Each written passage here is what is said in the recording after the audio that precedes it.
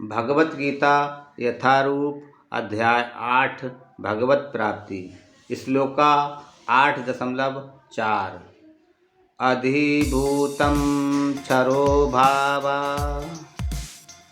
पुरुषश्च अधिदैवतम् अधियज्ञोऽहमेवात्र देहे देहभृतांबरो।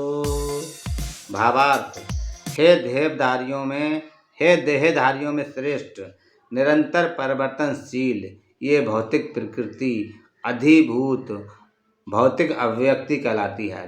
भगवान का विराट रूप, जिसमें सूर्य तथा चंद्र जैसे समस्त देवता सम्मिलित हैं, अधिदैव कहलाता है तथा प्रत्येक देहधारी के हृदय में परमात्मा स्वरूप स्थित मैं परमेश्वर यज्ञ का स्वामी कहलाता हूँ।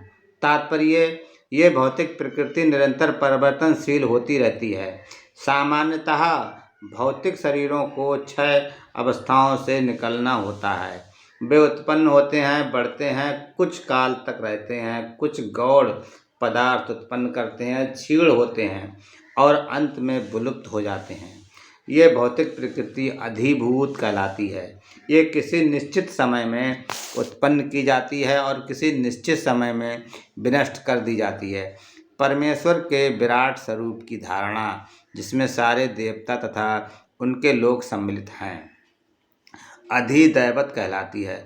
प्रत्येक शरीर में आत्मा सहित परमात्मा का वास होता है, जो भगवान कृष्ण का अंश स्वरूप है। ये परमात्मा अधियज्ञ कहलाता है और हृदय में स्थित होता है। इस श्लोक के प्रसंग में एव शब्द अत्यंत महत्वपूर्ण है, क्योंकि इसके द्वारा भगवान बल देकर कहते हैं कि परमात्मा उनसे भिन्न नहीं है।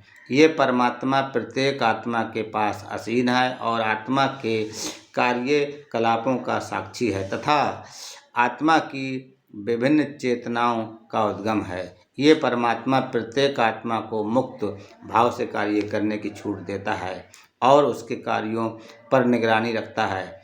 परमेश्वर के इन विविध स्वरूपों के सारे कार्य उस कृष्ण भावना भावित भक्त को स्वतः स्पष्ट हो जाते हैं, जो भगवान को दिव्य सेवा में लगा रहता है।